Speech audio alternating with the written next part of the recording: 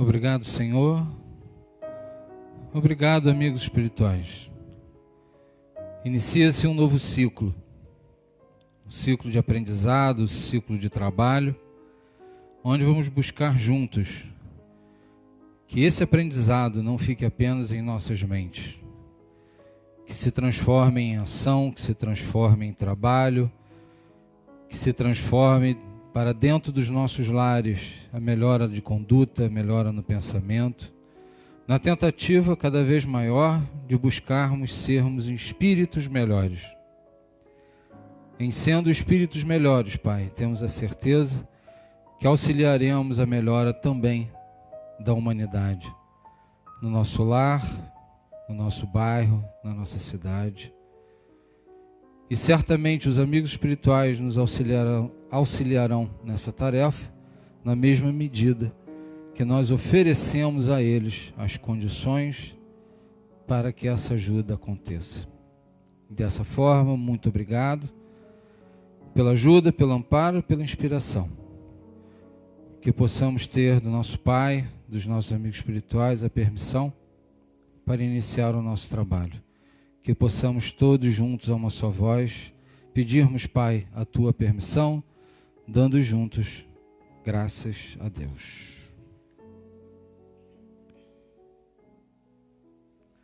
Muito bem. Quando a gente começa a dirigir, a grande preocupação dos nossos pais, pelo menos o meu pai teve essa preocupação, dele dizer a seguinte frase para mim: meu filho, não fique achando que você sabe dirigir muito, porque na realidade você precisa aprender a dirigir por você e pelos outros. Você não vai estar sozinho na rua. Você tem um monte de gente dirigindo junto com você. O que isso tem a ver com carnaval, né?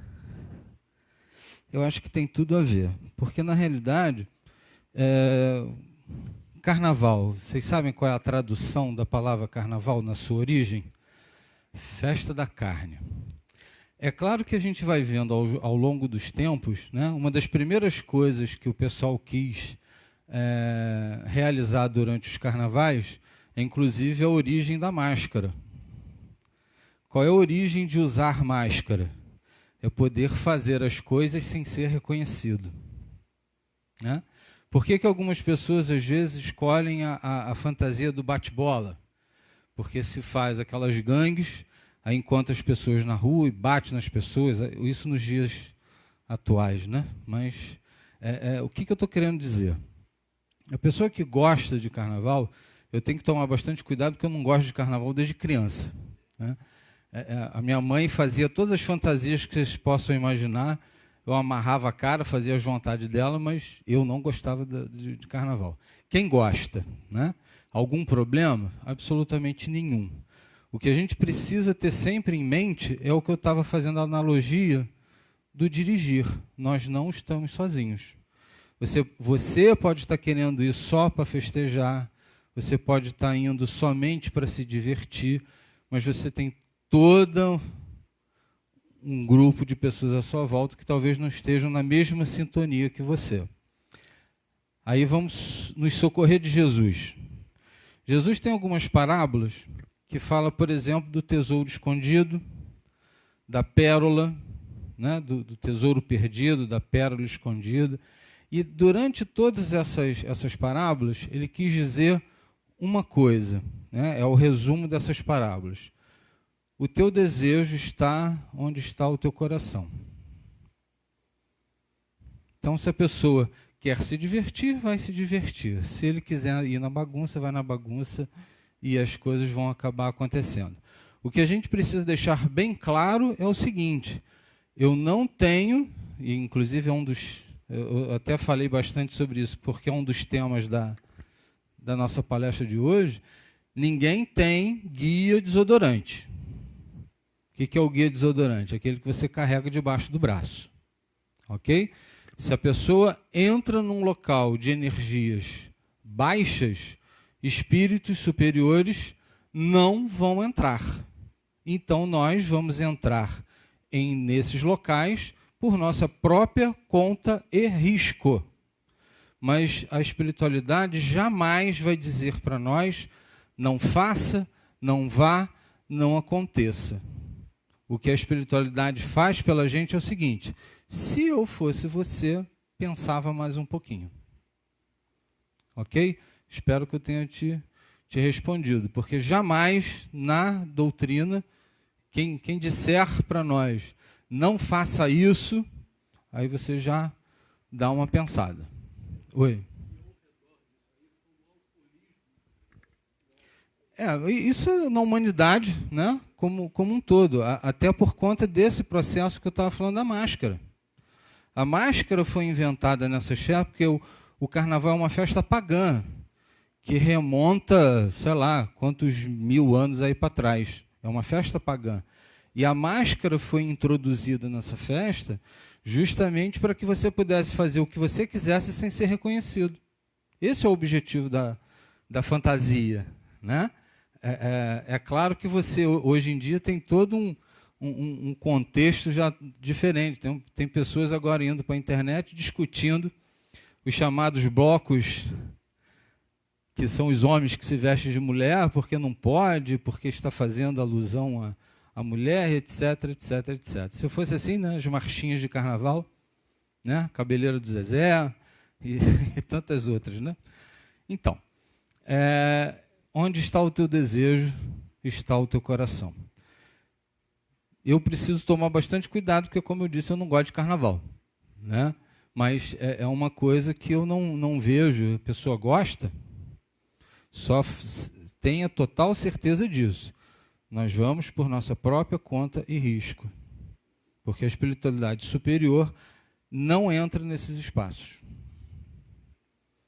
Né? É claro, vamos dizer assim, quando eu estou falando desses espaços, a gente tem que se preocupar um pouquinho com isso, né? Para a gente não ser preconceituoso. Você pode ter pessoas da mesma família fazendo uma festa no quintal de casa, todo mundo fantasiado, é uma outra história completamente diferente. Ok? Esse é o grande perigo da gente generalizar. Vamos imaginar uma família que tem um sítio ou tem uma casa que as crianças se fantasiam e ficam brincando no quintal de casa, jogando lá o confete. Algum problema? Absolutamente nenhum. Ok? Tranquilo? Então vamos nós para o nosso tema? Mediunidade. É bom que se diga que esse termo médium, ele surgiu com Kardec. Quando Kardec começou a codificar a doutrina, é claro que todos os processos, todos os acontecimentos ditos mediúnicos remontam desde que o homem é homem. Então, quando nós olhamos lá na Bíblia, fulano foi na pitonisa. Quem é essa pitonisa? Um médium. O rei XYZ procurava o oráculo antes da batalha. Um médium. Né? Por quê? Porque é exatamente uma pessoa que tem uma capacidade de se ligar aos espíritos, se ligar a uma determinada situação onde ele poderia prever o futuro, e aí essas pessoas eram pitonisas, oráculos e outros nomes que a gente vai poder encontrar por aí. Kardec, quando veio padronizar, veio codificar a doutrina, ele trouxe a palavra médium.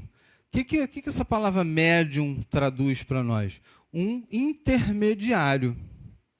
Se nós pudéssemos fazer uma analogia, é como se você tivesse estudado línguas, você sabe falar alemão e japonês.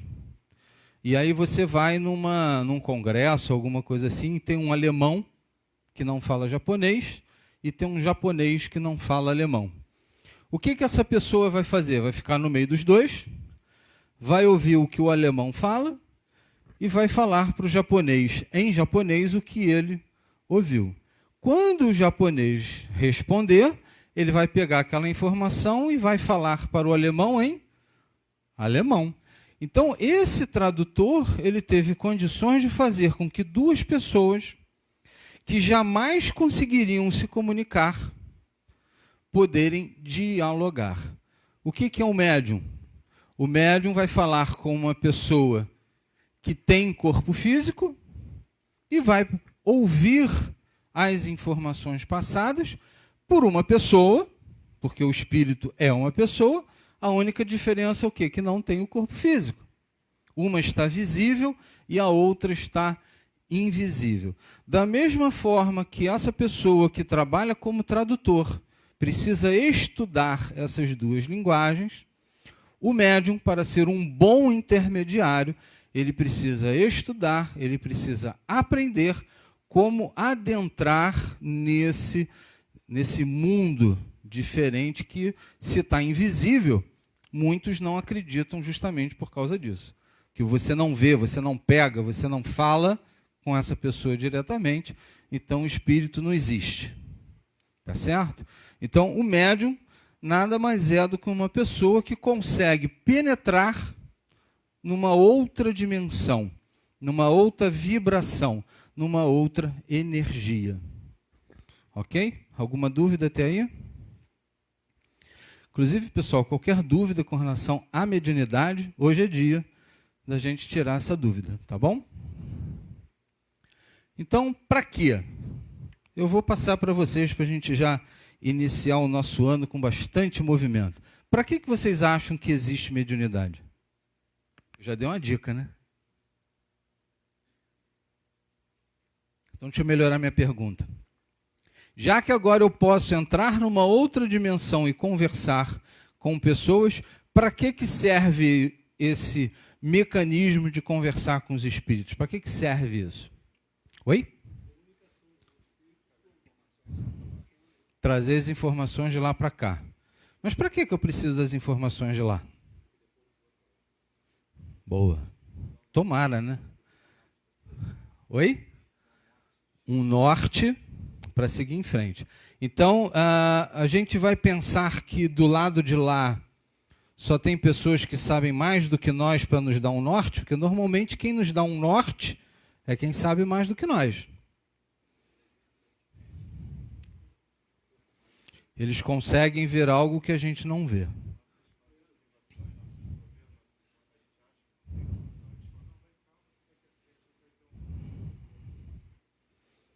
Beleza, estamos chegando lá. Claro, lógico.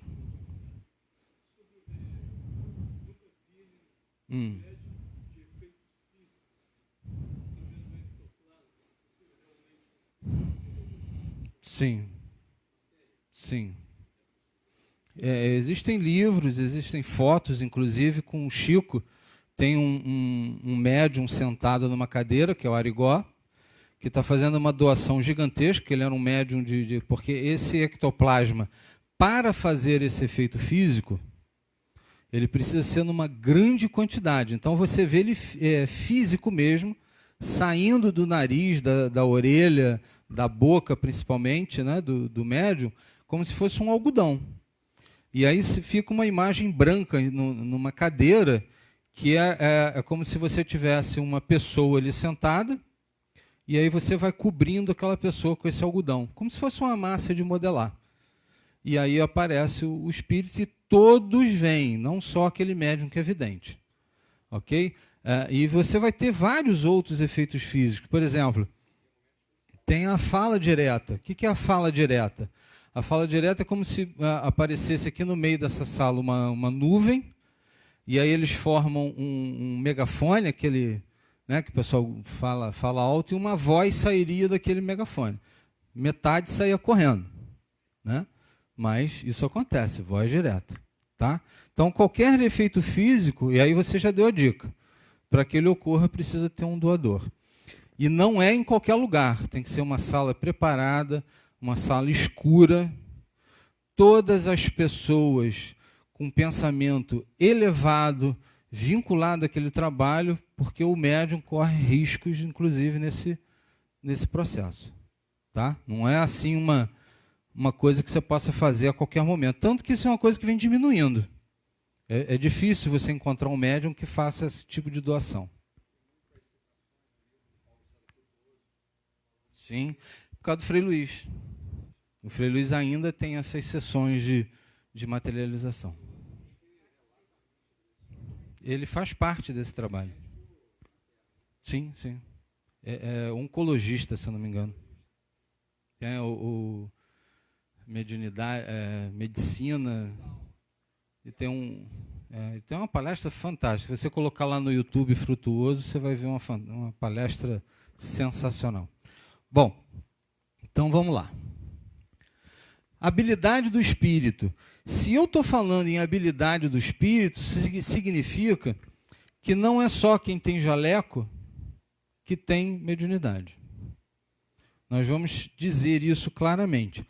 Todos que estão aqui são médiums em potencial, porque isso é uma característica do espírito. Quando a gente renasce, você não renasce com ou sem, vai ser com. A única diferença que vai existir entre uma pessoa e outra é o nível de sensibilidade para esta vida. Porque algumas pessoas vão ter uma sensibilidade bem avançada, justamente para que possa trabalhar na mediunidade. E outras, talvez, nessa vida, que antes de reencarnar estabeleceu outros rumos, essa mediunidade diminuída ou menos sensível para que você possa cumprir aquilo que você desejou. A gente vai falar sobre isso um pouquinho mais para frente. Mas, em tese, todos somos médiuns. Todos. Ok? A única diferença é que uns mais sensíveis, outros menos sensíveis. Ok?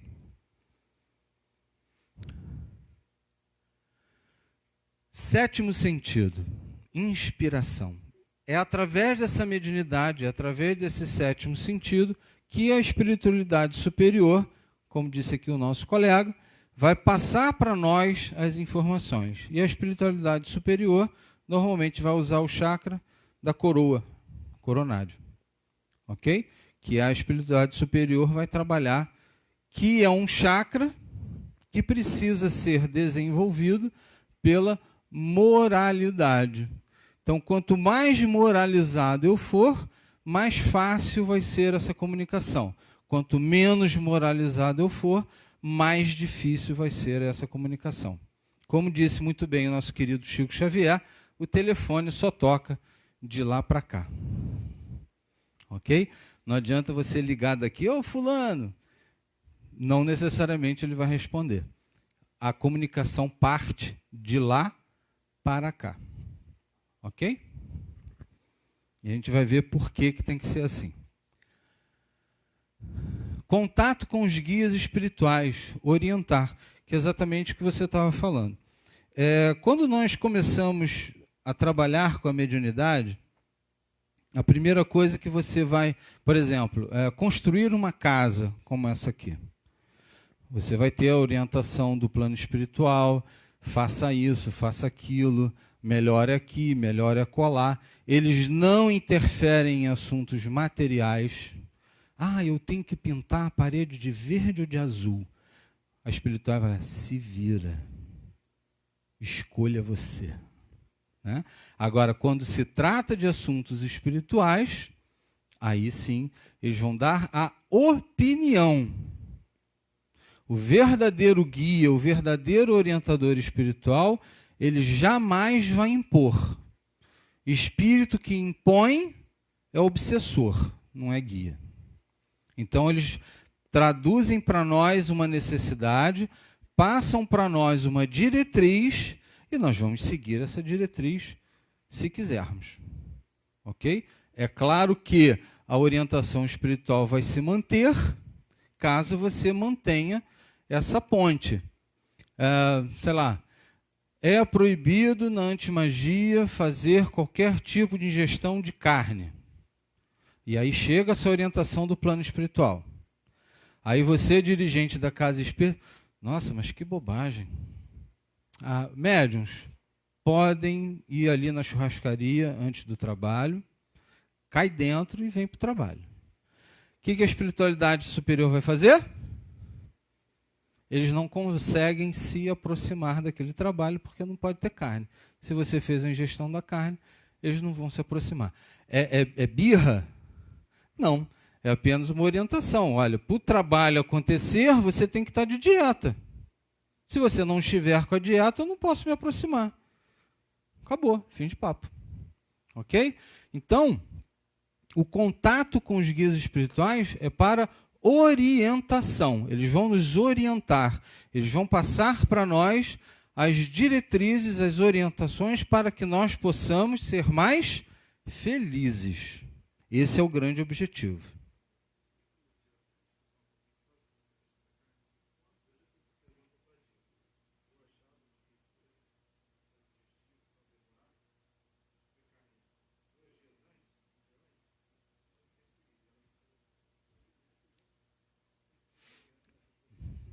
Não, também. É claro que você vai ter várias questões, inclusive uma questão de respeito aos guias. Porque quem trabalha nesses trabalhos de cura e de antimagia são indianos, na cura principalmente. E os indianos já não comem mais carne há 5.000 anos. Ok? Então, na realidade, quando você ingere a carne, você não está percebendo que você está no plano físico. No plano espiritual, você exuda cheiro de carne podre. E aí eles não vão conseguir nem se aproximar de você. Vai haver a questão do trabalho mesmo, de digestivo, de gastar essa energia toda, mas também por essa questão dos espíritos não conseguirem se aproximar de você. Desculpem o termo que eu vou usar, pelo fedor que a gente exala. Mesma coisa, mesma coisa. Porque o que acontece? Tudo no plano espiritual é potencializado. Então, quando a pessoa ingere o álcool, você exuda pelos seus poros a contraparte etérica do álcool que você ingeriu. Né? Então, isso vai danificar o ambiente que precisa ser, no plano espiritual, extremamente esterilizado, porque existem câmaras com ectoplasma filtrado. Então, quando, por exemplo, você passa na antimagia, aquele bastão passa em você, se você tiver magiado e alguma coisa estiver presa em você, como, sei lá, um emplasto, alguma coisa assim, que esse trabalhador de magia coloca em você, na hora que o bastão passa, por isso que esse bastão não é simplesmente a gente ficar com medo que vão dar com aquilo na cabeça da gente, quando ele passa, esse emplasto agarra no bastão. Por que bate na água? Porque a água puxa e limpa o bastão. Só que quando ele tira aquela placa de você, fica machucado. Aí a espiritualidade usa esse ectoplasma para fazer um curativo. Se você não está em condições para que aquilo ocorra, você não vai se sentir bem após o trabalho espiritual. Oi.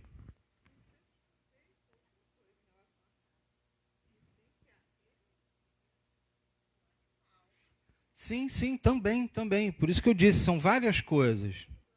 Sim.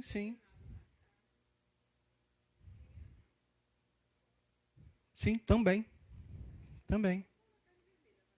Qualquer carne.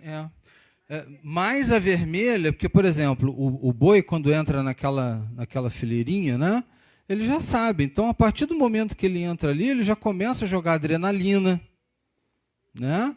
E aquilo tudo vai para a carne. A gente... Ok? Então, isso é também. Ok? Então, vamos lá. Instrumento de ajuda, resgatar. Aí a gente precisa entrar...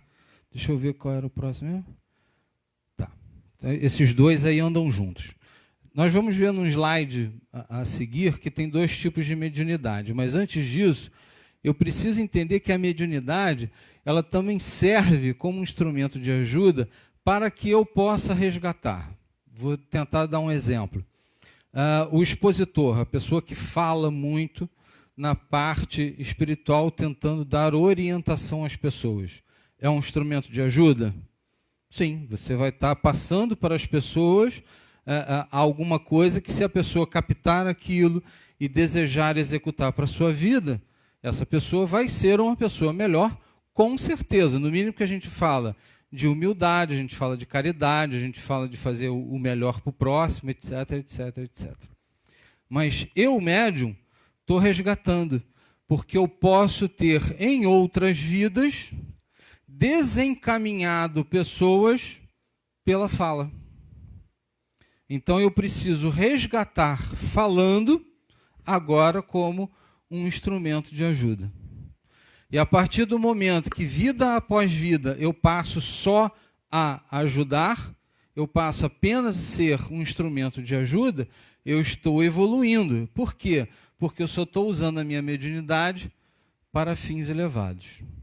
Então você vai ver, por exemplo, coisas na televisão, infelizmente, como aquele nosso irmão lá, o João de Deus. Poxa, Leandro, mas as curas aconteciam. Sim, a espiritualidade se utiliza dos mecanismos que você tem. Isso é o que eu acho, ok? Ele não foi assim a vida toda. E você vai encontrar no meio daquela casa médiuns sérios que se preocupam em ser instrumentos de ajuda, que são instrumentos para fins elevados, para resgatar e evoluir, e a espiritualidade vai trabalhar através desses médiuns.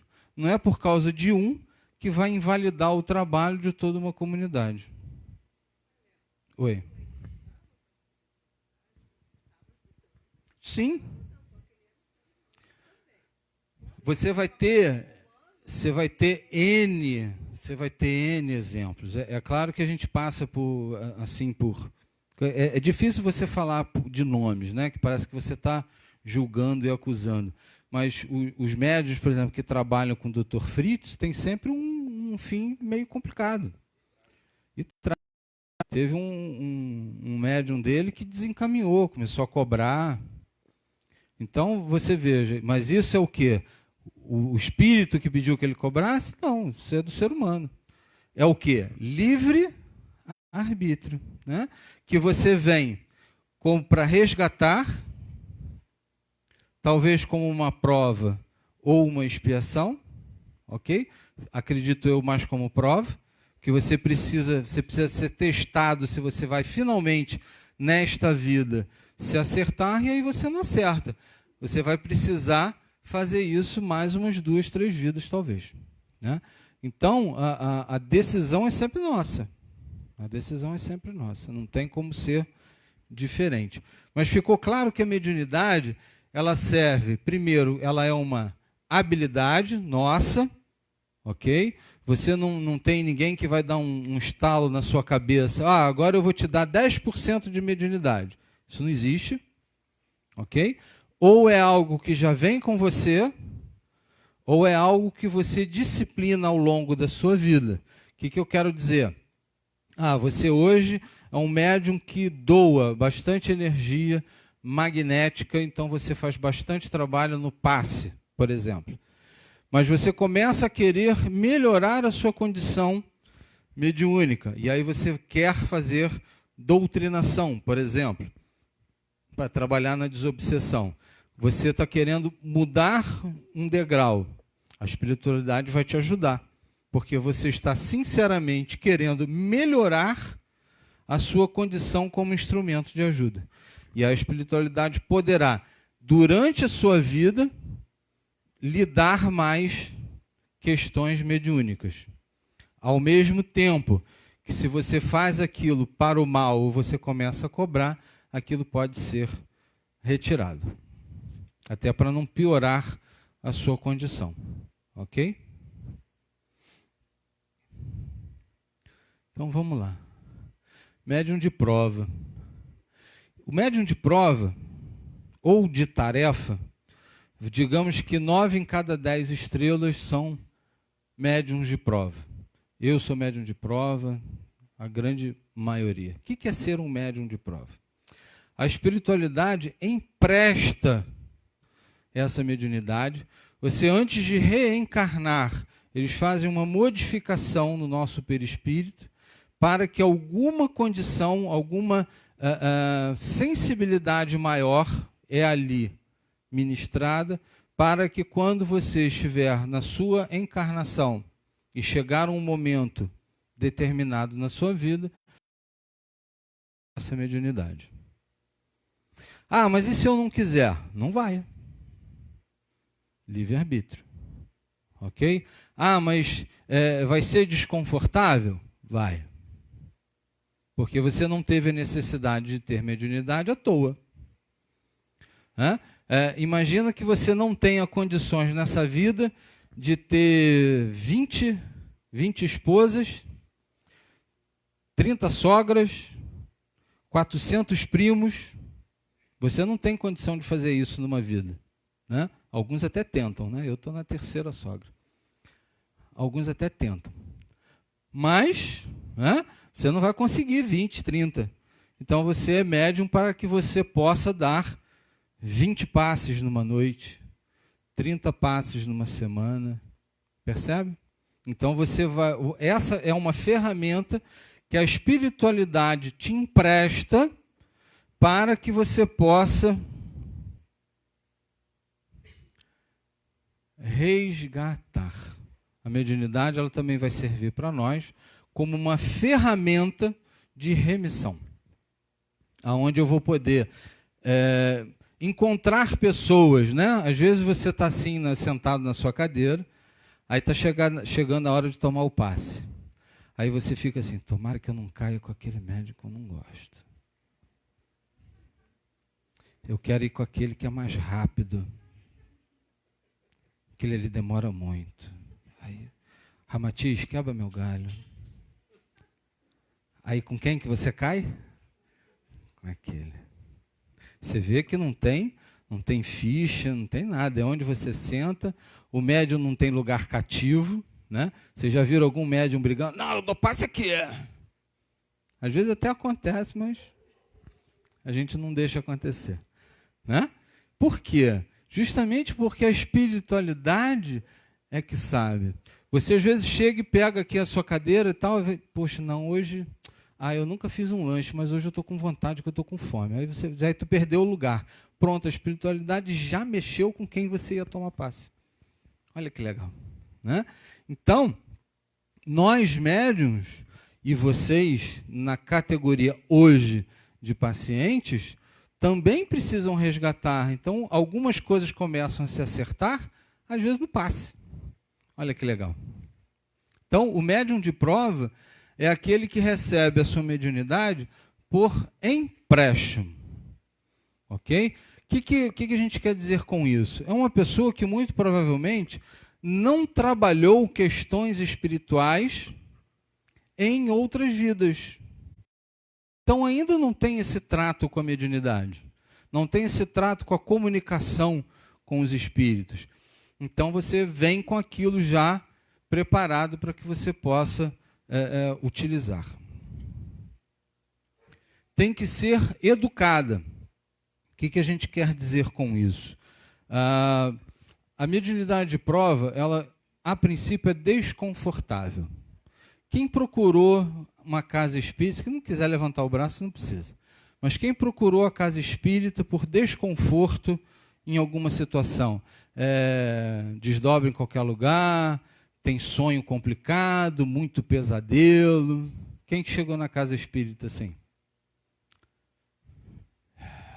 Bom, ou ninguém, ou o pessoal não quis levantar a mão.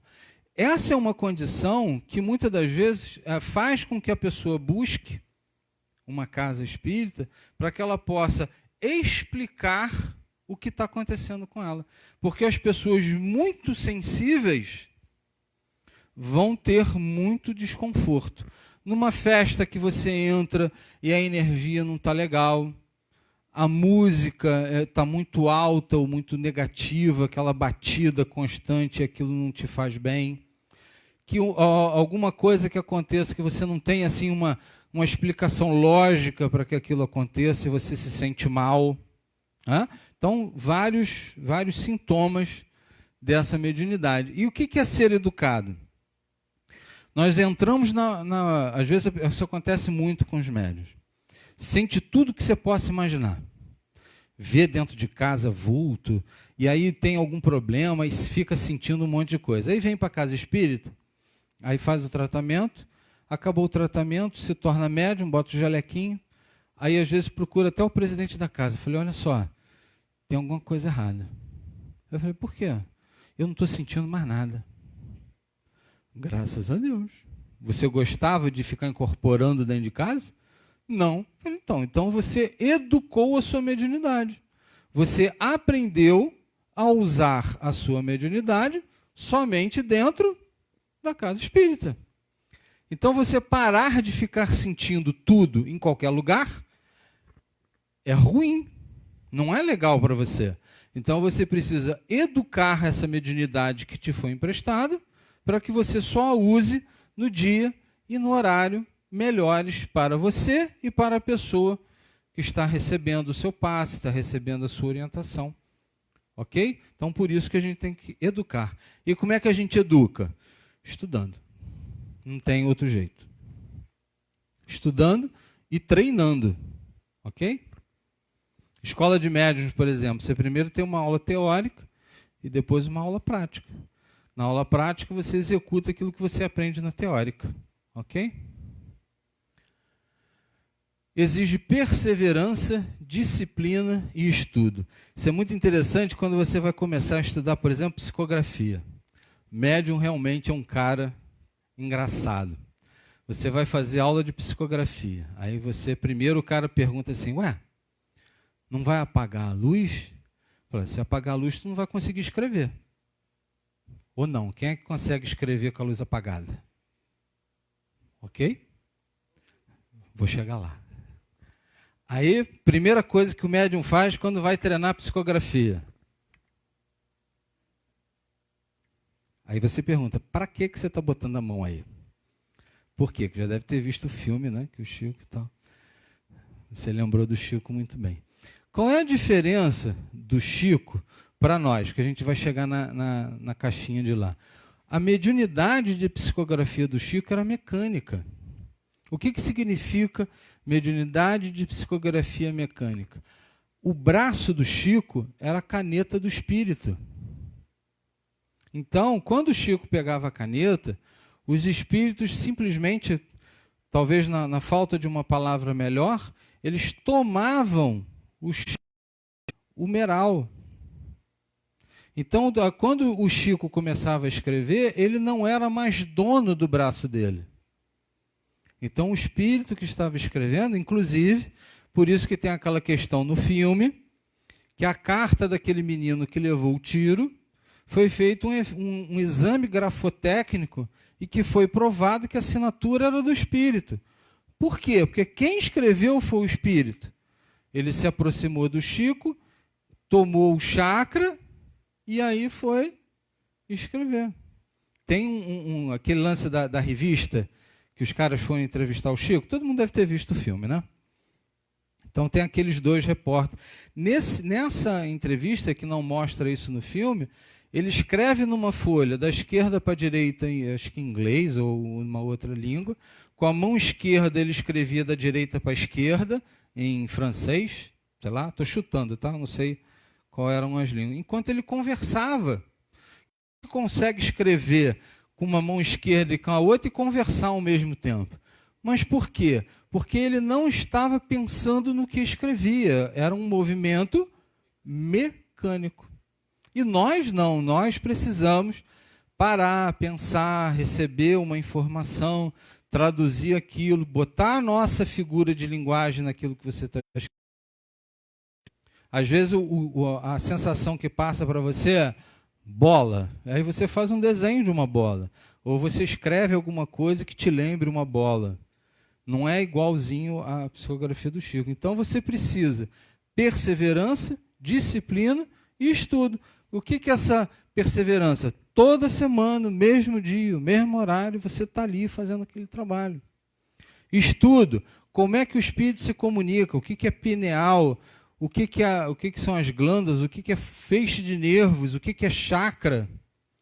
Então você precisa estudar tudo isso para poder seguir. Espero que eu não esteja desanimando ninguém na mediunidade, mas tem que estudar. Ok? Então, a mediunidade de prova, ela passa a ser uma mediunidade natural à medida que você, nesta vida, é um médium de prova, na próxima você é um médium de prova, na próxima você é um médium de prova.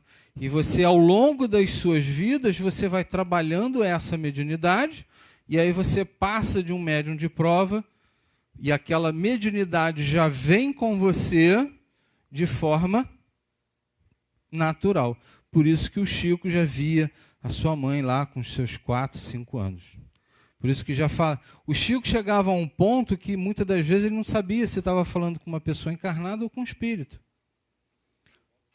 Divaldo a mesma coisa, né? Mas por quê? Porque já são médiums há muitas e muitas e muitas e muitas vidas. Então isso passa a ser algo natural na vida deles. Ok? Essa é a grande diferença entre um médium de prova e um médium chamado natural. Então, a mediunidade natural, ela nada mais é do que uma conquista. Você sofre várias vidas até que você se transforma em um médium natural. E essa mediunidade de prova, ela vai ser uma solução para a evolução. Esse negócio piscando aí, deixa eu tirar um pouquinho. Solução para quê? Para as nossas vidas. Você começa a não necessitar de que essa mediunidade seja de prova. Por quê? Porque você já tem intrínseco à sua vida a questão de ser um instrumento de ajuda. Você vê quantas crianças o Divaldo recebe lá em Salvador, quantas pessoas são ajudadas por essas pessoas. Então, isso já faz parte desse espírito, ele mostrar para nós o que é melhor para a gente fazer numa sociedade tão sofrida como a nossa. É claro que você vê que isso é um processo tão longo e difícil, quantos Divaldos, né, a gente tem, quantos Chico Xavier a gente tem. Agora, Haroldo Dutra, o Rossandro, e trazendo para os nossos irmãos de evangelho, aquele pastor Cláudio, que eu acho ele sensacional. É Cláudio, né, o nome dele? É. Muito bom, né? Fala muito bem, orienta muito bem as pessoas. Então, essa questão, inclusive, da mediunidade, foi até bom lembrar disso, não é uma questão espírita. Ok? O padre Marcelo, lá no rádio, ele fala que vê espírito. Os cachorros dele em casa, né? Às vezes late para o nada e fala, estão vendo alguma coisa. O pessoal às vezes brinca, né? O padre mais macumbeiro que tem. Porque a mediunidade não escolhe religião. Só por isso. Né? O Chico, nas suas colocações, quando ele falava da hóstia, eram momentos de luzes indescritíveis. Por quê? Porque a espiritualidade superior se aproxima das coisas boas. Então, se ali você tem uma energia positiva, a espiritualidade superior está ali, vai se utilizar das pessoas que são médiums, independente da religião que estejam praticando. Os chamados... caramba, fugiu. O pessoal católico lá que bota a mão lá, como é que é? Carismáticos. Né? Quando faz aquela imposição de mão, estão doando energia. Aquilo é ou não é um passe? É um passe. Né? Então você vai ver, todo lugar sério que quer fazer o bem, você pode ter ali uma mediunidade em pessoas que vai dizer que mediunidade é coisa do demo. Mas está sendo um medianeiro, está sendo um intermediário entre o mundo físico e o mundo espiritual. Ok? Isso aí mesmo sem essa pessoa saber que isso está acontecendo. Então a solução é evolução. Eu vou estar aqui e depois eu passo para cá. Ok?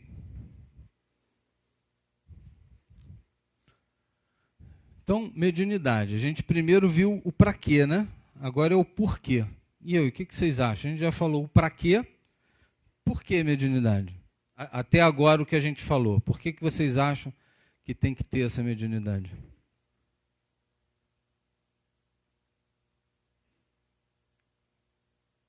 pessoal ainda está tímido na volta. Oi? Sim.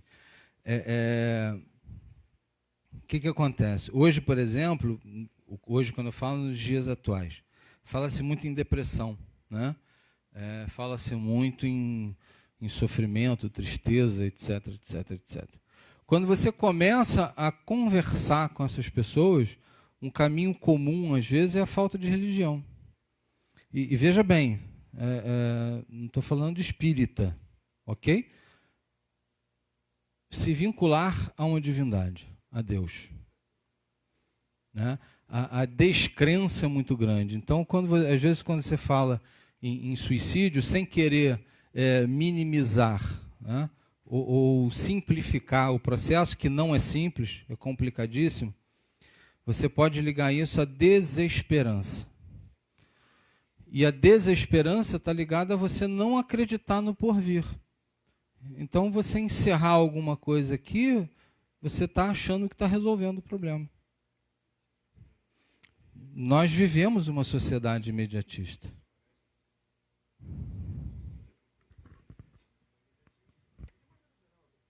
Sim, sim. Sim.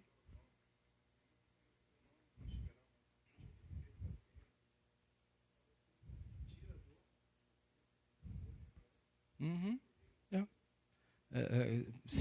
De novo, né? Sem tentar minimizar, porque longe disso, que a própria Organização Mundial da Saúde já trata isso como um dos piores problemas que a gente tem na humanidade hoje, né? Mata mais do que ataque cardíaco, que era o maior, mas há necessidade de falarmos mais sobre isso.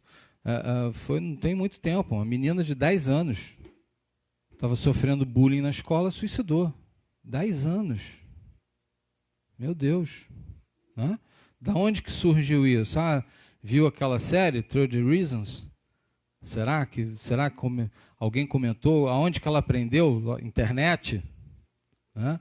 Então, agora tem essa brincadeira aí que um cara pula e os outros dois dão uma pernada no outro, o cara bate com a cabeça, já morreu a menina. Né? Quer dizer, aí a gente vai falar sobre... Isso tem tudo a ver com mediunidade, a gente vai falar sobre isso daqui a pouquinho. Então, a mediunidade, quando você fala de oratória, reencaminhar pela boa palavra. Então, qual é a importância, por exemplo, da evangelização para as crianças? Para você já levar para as crianças desde pequenos que existe algo acima de nós. Existe algo que você possa recorrer, que você possa pedir ajuda, não vai resolver os seus problemas, não vai te pegar no colo, ok? Mas vai passar a dar a você umas orientações para que você possa, lei de causa e efeito. Poxa vida, o meu sofrimento não vai diminuir, mas eu estou aprendendo que foi eu que causei isso, então eu preciso resolver isso. Parece fácil, né? Mas realmente não é, mas é um ponto de partida para que você possa acreditar, por exemplo, que nada na nossa vida acontece por acaso. Existe um motivo, existe uma consequência, uma causa anterior desse sofrimento que possa estar nessa vida ou em outra. Psicofonia ou psicografia, sentir e compreender o outro. Quando a gente começa a trabalhar, por exemplo, o trabalho de incorporação, que é a psicofonia, é você, através da psique, você fala pelo espírito. O médium está lá sentadinho, vem a orientação e ele passa essa informação, do tipo, não gosto dessa pessoa. Você capta essa informação, você sente o chakra ligado a esse pensamento, você passa essa informação para o chamado doutrinador e aí começa esse trabalho. A primeira coisa que a gente fala para uma pessoa que quer ser o chamado doutrinador, vamos chamar de facilitador, né? É simplesmente você trabalhar a empatia. O que seria a empatia? A capacidade de você se colocar no lugar do outro. Quando você fala com um trabalhador de magia, Você não deve, você é um trabalhador de magia. Por que eu não posso falar assim com ele? Porque eu já posso ter sido. Eu preciso me colocar no lugar dele. O que eu gostaria de ouvir se eu estivesse naquela situação? Um inimigo de vida passada ou uma avó que ama muito seu neto e você está tendo que dizer para aquela avó que ela tem que sair de perto, porque ela está tirando energias do seu neto e o está prejudicando. É claro que você tem um caminho para fazer isso, né? Para não chocar, para não deixar aquela pessoa triste. Mas você precisa dizer isso. Então você precisa se colocar no lugar do Espírito. Como é que eu gostaria de, quando eu morrer, né? Eu estou lá do outro lado, eu vou gostar que alguém chegue. Aí, meu irmão, te passaram o cerol aí. Já era. Canta para subir. Não. Meu irmão, olha só.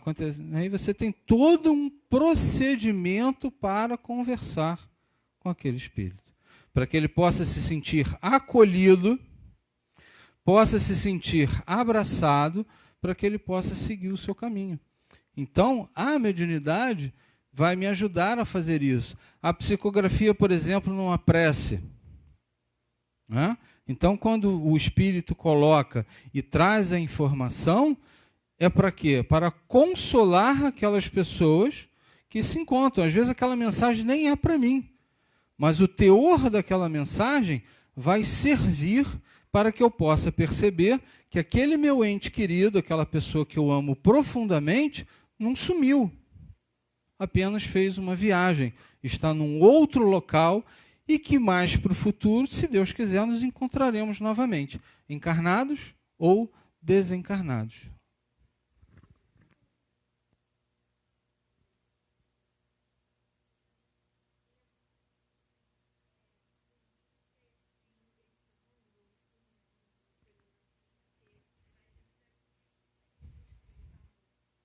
Sim, sim.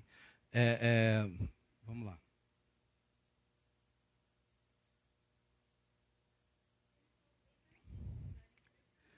Sim. Deixa eu tentar te colocar.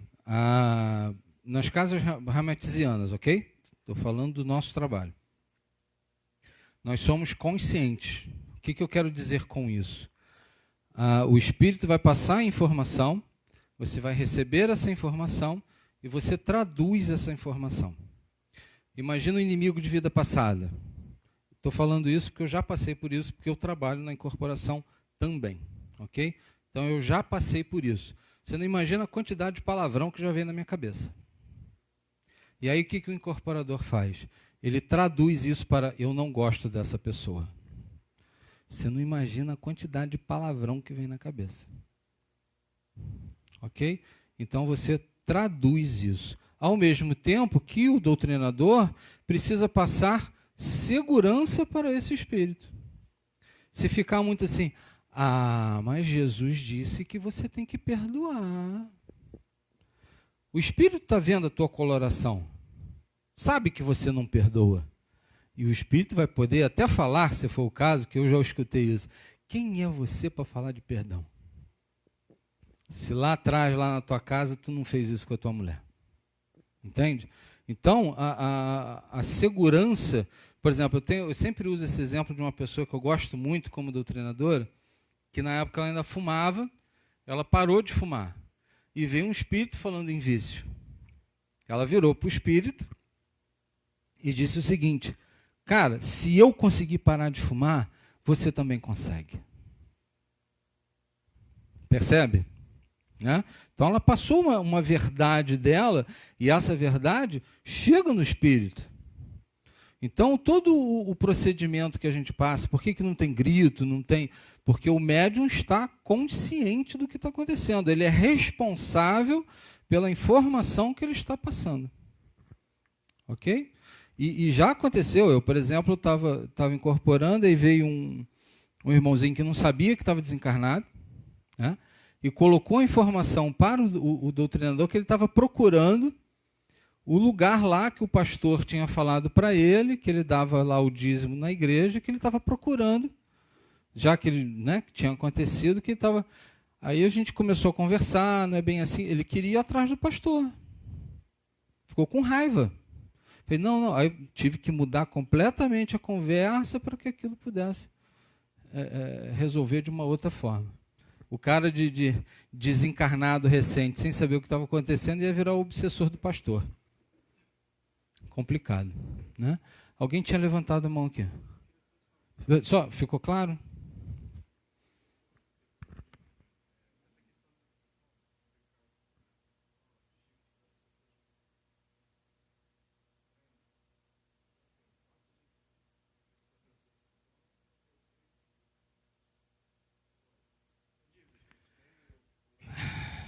Vamos lá. A gente sempre precisa falar no depende.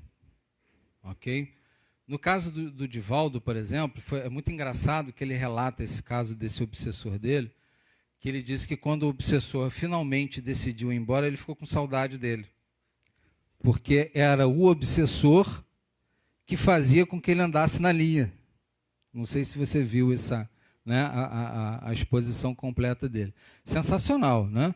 Então, é claro que cada um vai ter o obsessor que procurou, ok?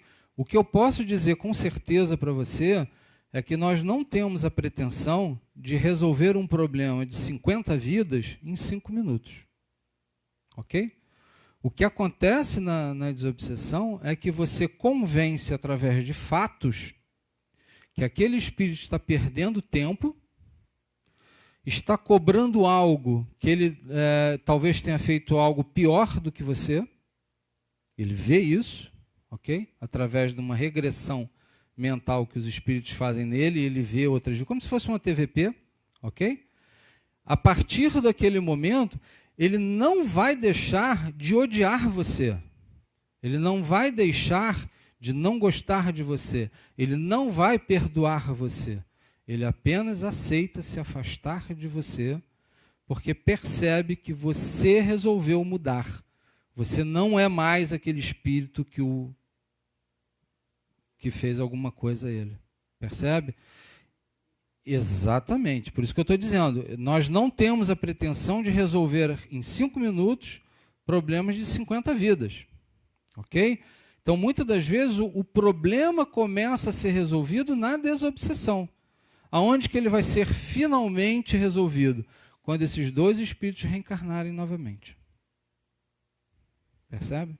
E aí vão passar por todo um processo de prova, de expiação, para finalmente, sei lá, daqui a quantas vidas poderem realmente se amar, na acepção real da palavra. E aí sim vem o perdão. Ok? Então a desobsessão é como se fosse um pontapé inicial. Agora, quando dizem para você, ele não vai mais ficar próximo de você, acredite, não vai. Não vai. Ok? É claro que depois que você acabar o seu tratamento espiritual, você não se modifica, você continua sendo aquele espírito que fez mal a ele há 2, 3 vidas, a sua vibração está análoga à dele. Ele vai poder te reencontrar de novo em algum outro momento. Agora, se você melhora a sua vibração, se eleva, ele nunca mais vai te achar. Ele pode até te procurar, mas não vai achar.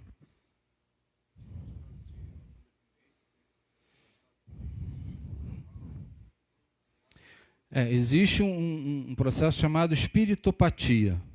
Por exemplo, um espírito morreu com tuberculose. Uma pessoa faleceu com tuberculose.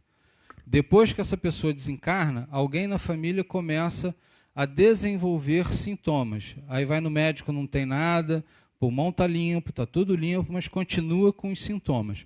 Pode ser pela presença do espírito. Está tão próximo que ele desenvolve os mesmos sintomas, mesmo não tendo a doença. Ok? É complicado.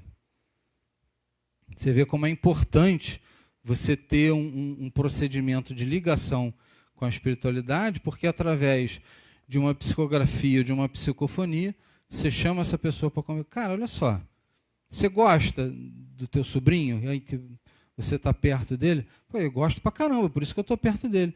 Pô, você já viu o mal que você está fazendo? Não estou fazendo mal nenhum, tá sim. Aí a espiritualidade mostra para ele. Qual é a primeira... Não, caramba, não estou fazendo isso não. O que eu tenho que fazer? Olha, você tem que ir para uma colônia, você não tem que ficar por aqui. Você não faleceu? O corpo não foi lá para a sepultura? E você, como espírito, não continua? Então, você tem que ir para uma colônia, você tem que ir para um lugar adequado para você. E caramba, que legal. Tá, vou. E vai. Esses são os simples, né? Os mais complicados são aqueles que não odeiam a gente, que querem se vingar de qualquer jeito. Aí você tem um trabalho um pouquinho mais requintado, vamos dizer assim, para poder não fazer com que ele te perdoe. Ok? O trabalho sempre é fazer com que o espírito entenda que ele está perdendo o tempo dele ficando próximo de você. Está gerando sofrimento para ele, não para você. Que às vezes o espírito até coloca isso. Ah, por que vocês estão protegendo ele? Vocês acham que o cara é bonitinho? Isso aí é lobo em pele de cordeiro. Eu já escutei isso muitas vezes. Eu falei, sim, mas o cara está encarnado. Ele reencarnou e você não. Isso significa que você está perdendo uma oportunidade. Você precisa reencarnar, você sabia disso? Aí, blá, blá, blá, blá, blá, blá, blá. Tem lá todas as ferramentas que a gente aprende na escola, justamente para poder fazer esse trabalho. Não é simples. Tem que estudar, né? Tem que aprender como faz. Ficou claro? E aí, os passes. Doar-se em energias positivas.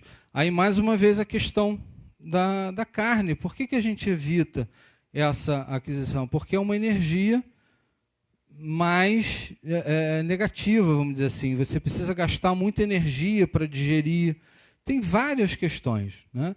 Então, quanto mais limpo você tiver com essa energia, melhor vai ser o seu passe. Que é um passe magnético. É uma energia que só nós encarnados temos. Nós fazemos uma associação com o plano espiritual. A parte material a gente faz, a parte espiritual eles fazem. Quando a gente está de costas, o passe é magnético. Quando a gente está de frente, o passe espiritual. Oi.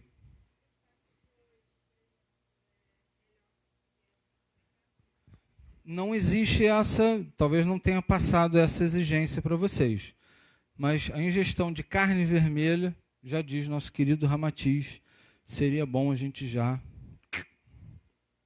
né? E aí vai ser uma coisa natural já. Eu, por exemplo, não como carne vermelha, já deve ter uns, sei lá, uns 20 anos, mas um franguinho, um peixinho ainda, né? A gente cai dentro. A natureza não dá saltos, mas a gente precisa dar o primeiro passo, né? Sempre.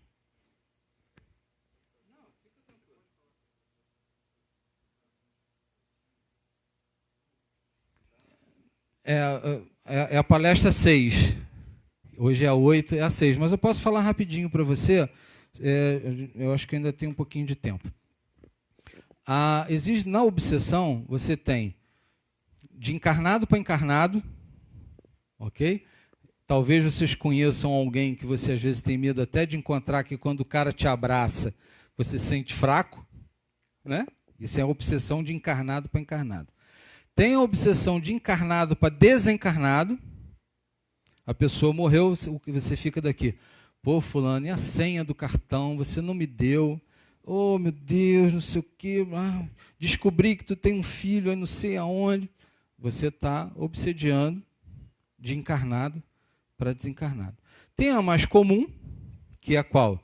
De desencarnado para encarnado. É o que a gente aprende, né? Que a gente acha que só existe essa. E existe a obsessão de desencarnado para desencarnado. Trabalhadores de magia têm escravos. Então, ele está obsediando outro desencarnado. Beleza? Com relação a número, você vai ter a obsessão de 1 para 1. Ok? De um cara que não gosta de você para você. Você vai ter a obsessão de 1 para N. Porque a gente sabe que cada um tem um karma. Você tem o seu karma, ela tem o dela, todo mundo, cada um tem o seu. Mas quando as pessoas se reúnem, elas não se reúnem por acaso. Então, aquele grupo familiar tem um karma. E, às vezes, aquelas pessoas que se reuniram prejudicaram alguém juntos. Então, um obsessor odeia e ele pode obsediar a família toda. Ok? Você vai ter a obsessão de N para 1. Tenta imaginar. Aí você vai imaginar, por exemplo, um carrasco nazista que tenha sido descoberto, que matou 1000 judeus. Imagina que esses espíritos, o cara aparece na televisão e olha lá o cara. Esses 1000 que talvez não se perdoaram, ainda estão perdidos, ainda estão revoltados, etc, etc, etc, podem fazer com que esse cara enlouqueça. E pode ter a de N para N. Imagina um jogo do Corinthians e Palmeiras, né? Para a gente não falar de Rio de Janeiro. Corinthians e Palmeiras. Aí tem lá uma briga de torcida, morre 5 de um lado e 6 do outro. Vão continuar brigando do outro lado. Percebe?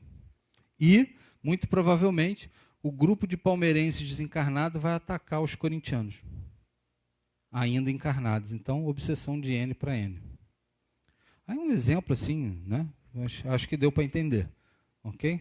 Mas na palestra 6, a gente aprofunda bastante isso. Tá? É porque vai demorar bastante, que a gente já está na 8, vai ser quase o ano que vem. Então, vamos lá. 7:10. Muito bem. Agora chegou o momento dos passes. Lá na sala de passe é que vamos observar um outro fato. No canto lá à esquerda tem uma pessoa pensando em tudo, menos no que está acontecendo ali. E mais no centro das pessoas que vão tomar o passe está uma jovem que sai levemente do corpo. E podemos perceber isso pelo laço que une o seu perispírito ao corpo de carne. O que Marcos explica ao Tonini? Diz que o passe, ele é de um teor de energia que penetra o nosso corpo. Mas, se o perispírito sai um pouquinho, por esforço da prece, da concentração de quem vai tomar passe, o perispírito praticamente absorve todos os recursos. E quando volta a se justapor ao corpo de carne, consegue fazer um efeito melhor, mostrando mais uma vez a lição de Jesus, a cada um segundo as suas obras. Enquanto o homem no canto, à esquerda da imagem, não está preocupado com nada, está tomando passe automaticamente, a jovem está fazendo uma oração naquela hora. Isso dilata um pouco o perispírito, ele nem talvez tenha saído tanto do desenho, no desenho que está sendo mostrado, o perispírito talvez não tenha saído tanto do corpo. Isso foi um exagero de desenho para mostrar que o perispírito às vezes se dilata, ou às vezes sai um pouquinho, só para mostrar isso.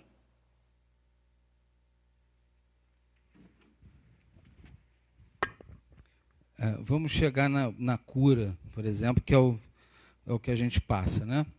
Quando a gente está lá deitado na cama, todo o passe é feito como essa pessoa que está aqui, é feito no perispírito, ok?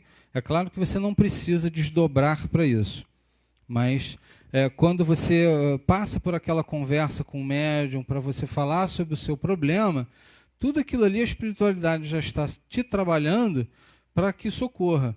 Alguém que passou aqui na cura dormiu? Né? Às vezes é a espiritualidade que te apaga. Que você está pensando tanto no teu cartão do Visa, que no caso pode ser Credicar, né? Falei, caramba, o que eu estou fazendo deitado aqui? Tem um monte de coisa para fazer em casa, tem a porta que quebrou, tem o banheiro lá que a mulher está me enchendo a paciência para consertar que está pingando. O cara está dando nos nervos, gente. Vamos apagar esse cara. Puf! E aí você dá uma desdobradazinha, a espiritualidade faz o serviço que você estava atrapalhando. Não estou dizendo que foi isso, tá? Pelo amor de Deus. Só dando um exemplo. Né? E aí o que a espiritualidade fala? Depois que você for para casa, procure manter pensamentos positivos, conversas edificantes, evita carregar peso, etc, etc, etc, etc. Todas aquelas recomendações que são... Procure manter a dieta, né? Para quê? Para que tudo aquilo que foi depositado no corpo espiritual possa recair no físico. Porque o passe é no espiritual. Vai cuidar de doenças que poderiam ainda estar para vir para o físico e ainda não vieram, e podem ser resolvidas ainda. por causa das nossas mudanças morais. Não tem, né? Conversinha com o plano espiritual. É sempre de acordo com o que o moço falou ali no vídeo. De acordo com o que cada um, né? A cada um segundo suas obras. Mas é muito importante a nossa ajuda no passe. Então, quando a gente chegar agora no final da palestra, dica, não pensa no cartão. Você vai resolver o problema do cartão hoje? Não. Hoje é sábado, não tem jeito. É claro que eles vão te perturbar, né? O telefone 011 toda hora aparece. O meu aparece 11, 41, 44, nossa, é DDD de tudo que é lado. Então, nessa hora que você está ali, procure esvaziar a sua mente. Parar de pensar é impossível, né?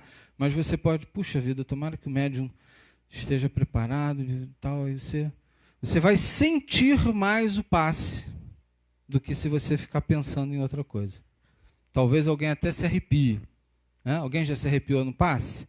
Né? O que é se arrepiar no passe? É que você está percebendo a espiritualidade manipulando o seu corpo espiritual. O que é o arrepiar? É a diferença de vibração do ambiente físico com o ambiente espiritual. Ah, mas eu nunca senti um arrepio. Não fique preocupado que você recebeu o passe do mesmo jeito que o que se arrepiou. Beleza? Não tem diferença não. Espiritualidade, e fulano está se arrepiando, vamos trabalhar mais nele. Não, isso não existe. Ok? Isso é uma condição de cada um que demonstra que um está mais sensível do que o outro. Ok? O médium. O médium é uma criatura maravilhosa. Se a Carla estivesse aqui, né, ela poderia explicar melhor para vocês o que é o médium. Ô, criatura abençoada. Não dá problema. Vamos lá. Não tem problema, pessoal. Né? O médium, você pode, ó, a fisionomia da nossa irmãzinha, ó, parece uma santa encarnada. Você não tem problema nenhum, né? Ainda mais depois que se tornou médium, né? Então, gente, o médium nada mais é do que um instrumento na mão dos amigos espirituais para fazer esse intercâmbio espiritual. Nós somos como que ferramentas, nós somos instrumentos úteis para que o plano espiritual possa atuar sobre nós encarnados, ok? Nós sozinhos não fazemos nada e eles também, ok? Eles necessitam de energias que somente nós encarnados possuímos para que determinados trabalhos aconteçam. Esse médium precisa estar bem regulado, fidelidade. A gente costuma dizer que o médium precisa estar minimamente equilibrado para que o trabalho aconteça. É lógico que uma pessoa pode ficar doente, pode ter problemas na família, pode ter algum tipo de problema que possa estar interferindo na sua questão mediúnica. Imediatamente esse médium deve se comunicar com o seu dirigente para que ele receba a ajuda necessária, porque ele passa de ter uma situação de doar para a de receber. Uma coisa eu posso dizer para vocês, nós somos eternos pacientes, sejamos de jaleco ou sem jaleco, ok? O que acontece é que quando você passa a ser um médium, você começa a se preocupar mais com o seu equilíbrio para que você possa se doar melhor para as pessoas. Vocês conseguem imaginar um enfermeiro com medo de sangue? Talvez uma analogia um pouco forte, mas é por aí. Porque o médium, por exemplo, que não gosta de pessoas, complicado, né? Como é que você vai dar um passe, como é que você vai orientar, como é que você vai abraçar uma pessoa se você não gosta de seres humanos? Então, e precisa estar bem regulado para que você... O que é esse bem regulado? Vamos tentar colocar uma situação. Imagina um espírito que esteja magoado com você. Você fez alguma coisa para ele, ele está perto de você apenas para tentar descobrir por que que você o magoou. Ok? Só por isso. Aí vem o médium. Eu detesto essa pessoa. Se eu pudesse, eu pulava no pescoço dele. Aí o espírito que está só... Peraí, calma, não é isso tudo não. Percebe como é que... Essa pessoa identificou que é um inimigo de vida passada, porque é, mas exagerou na sua colocação. Ele achou que fosse um inimigo que não gostava muito, então ele animizou. O que é animizar? É usar muito da personalidade. Animismo vem de ânima, que é alma. O que é isso? É você emprestar muito de você para aquela comunicação. Imagina uma pessoa que se aborreceu muito no trabalho, está com aquela vontade de cair no pescoço do chefe, aí vem para o trabalho de desobsessão, incorpora um espírito que está apenas magoado e derrama uma catarse na sua incorporação, jogando aquilo tudo. Ele identificou certo, mas se comunicou erradamente. Então ele não foi fiel, ele não está bem regulado. Ok? Mal regulado é isso que eu estou falando, animismo e mistificação. O animismo é você passar para você. Agora, mistificação é um negócio um pouquinho mais complicado. O que é a mistificação? É você achar que é o João que está se comunicando e, na realidade, é outra pessoa. Por isso que não fazemos evocação. O que é evocação? Que venha o espírito do José Manuel. Como é que você pode aferir que aquele espírito que está falando é o José Manuel? Às vezes o médium fica com tanta vontade que seja, que mesmo não sendo, diz que é. Isso é mistificação. Que pode ser de boa vontade, ou seja, ele não sabe que está sendo mistificado, ou ele sabe que está mistificando e faz isso de propósito. E, infelizmente, ainda tem aquele médium que comete a fraude. O que é a fraude? Não tem espírito nenhum ali. Eu sou o espírita do Dr. Fritz. Se souber fazer sotaque alemão, então vai fazer um sucesso danado. Entendeu? Assistido pelos guias espirituais. E aí é aquilo que a gente estava conversando. É claro que os amigos espirituais querem nos orientar, mas com quem que eu estou conversando? Diga-me quem tu és, que eu vou dizer quem se comunica contigo. Ok? Porque você vai ter... Porque uma coisa que a gente fala que precisa ficar bem explicada. Mediunidade não tem nada a ver com moralidade. Tecnicamente falando, você pode ter um médium extremamente capaz tecnicamente e só se comunica com um espírito malévolo, vamos dizer assim. Aquele médium que se comunica com um trabalhador de magia, ele precisa ter a sua mediunidade ajustada para o mal. É claro que quando você fala em comunicação elevada, essa mediunidade tem tudo a ver com moralidade. Que se somente moralizado, você vai conseguir se comunicar com espíritos superiores. Ok?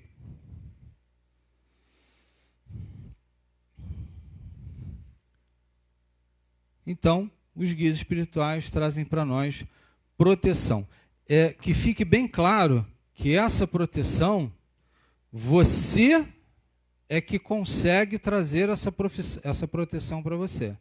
Porque se você se afastar dos bons espíritos, eles não vão se aproximar de você porque eles são maus ou porque eles têm birra de você. Não, é porque eles simplesmente não conseguem se aproximar. E ninguém melhor do que um espírito superior para respeitar o nosso livre-arbítrio. Sexta-feira eu tenho um trabalho de, sei lá, qualquer trabalho que você possa imaginar dentro de uma casa espírita. E alguém chama você para... Rapaz, hoje é dia de chopp, pelo amor de Deus, tu vai lá bater tambor? Não vai não. Vamos lá tomar uma cervejinha, tal. Aí você vai. O guia que ia trabalhar com você na casa espírita foi contigo para o bar? Não. Você vai encontrar o seu obsessor no bar. Ok? Ficou claro isso? É muito importante que a gente perceba que às vezes o pessoal acha, né? Não, meu guia está sempre comigo, entre aspas. Até porque o guia não é seu. Ele aceitou trabalhar com você, e aí a diferença de guia espiritual para anjo de guarda. Ok? O anjo de guarda é um espírito familiar que muitas das vezes aceitou, antes que você reencarnasse, ficar próximo a você. Ele não é um espírito luminar, mas está moralmente acima de você. E vai te orientar, vai tentar te ajudar, desde que você crie esse canal de comunicação com ele. Você vai pegar um determinado ônibus, e às vezes vem aquela sensação ruim, eu acho que esse 634 vai quebrar. Às vezes é o teu anjo de guarda que está te avisando que ele vai quebrar. É claro que ele quebra mesmo, né? Anjo de guarda falando ou não.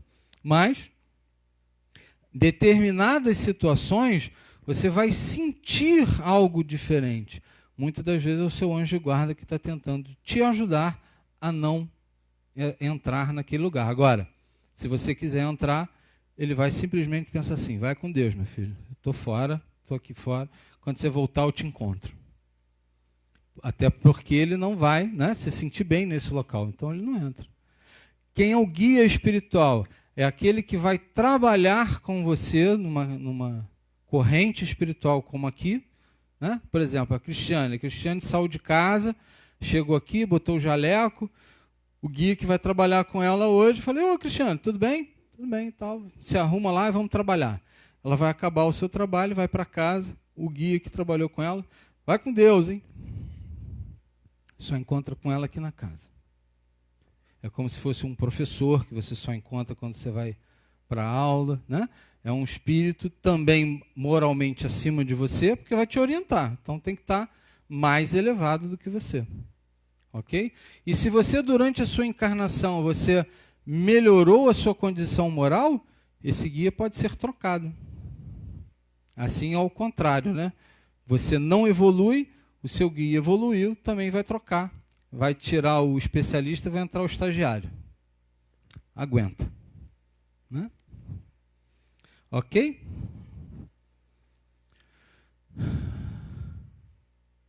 Então, primeiro, a doutrina nos chama para servir-nos.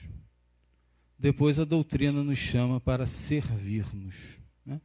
Um jogo de palavras, porque no caso, quando você está com um problema e você quer uma resposta para aquele problema, a doutrina chega para você e serve a nós.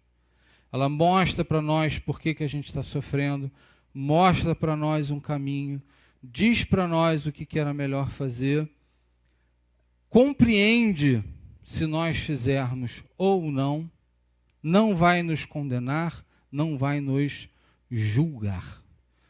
Mas depois essa doutrina nos chama para servirmos. Também se a gente não quiser ir, não vai ficar chateado com a gente. Ok?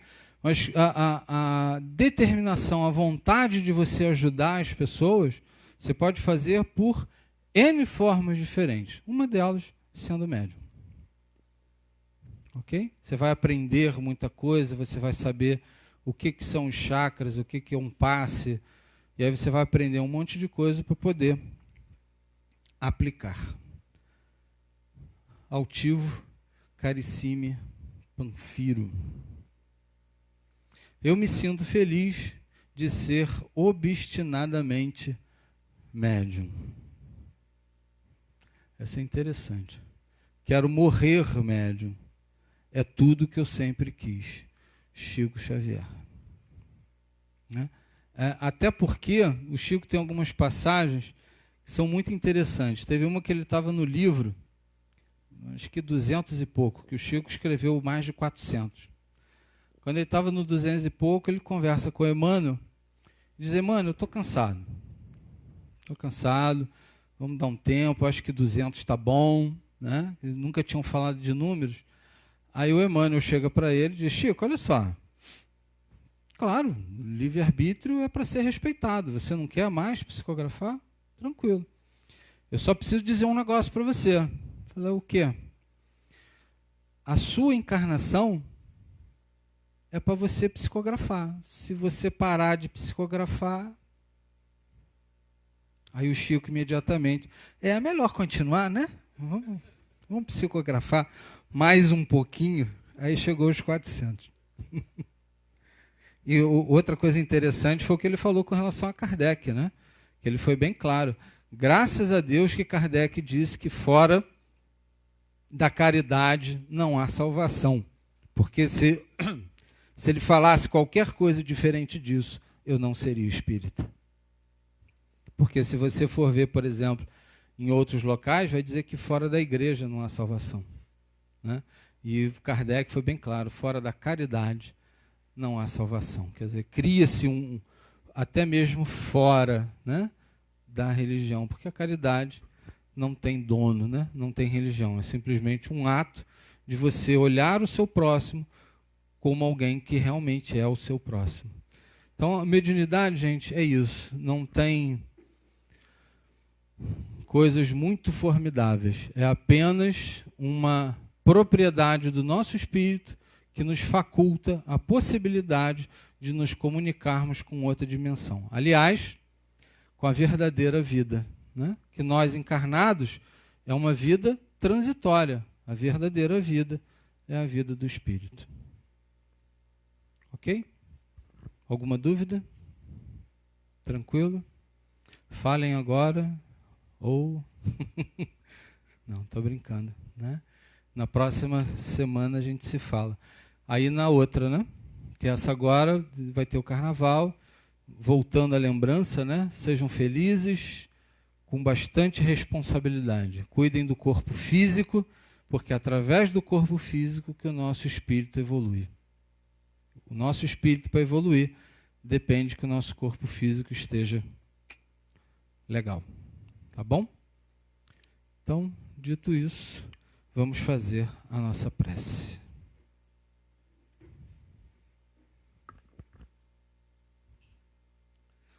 Estava preocupado, né? Essa palestra normalmente passa da hora. Obrigado, Senhor. Obrigado pelo amparo, pela inspiração. Agradecidos por esse retorno, esse novo ciclo que se reinicia. Que seja um ciclo proveitoso, que nós possamos aprender cada vez mais, possamos trocar essas informações, aprender cada vez mais. Porque estamos na categoria de encarnados. Hoje, dia 15 de fevereiro,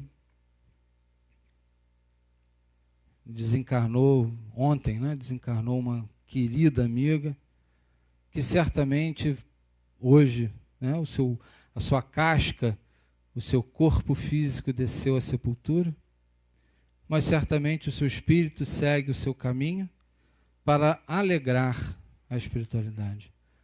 O mundo dos encarnados ficou um pouco mais triste, mas certamente a recepção foi festiva. Isso faz parte da vida, faz parte do ciclo esse que se reinicia em 2020. Que nós possamos vibrar essa felicidade, que possamos sentir essa felicidade em nosso espírito, para aprendermos juntos e caminharmos juntos nessa seara maravilhosa do nosso Mestre Jesus.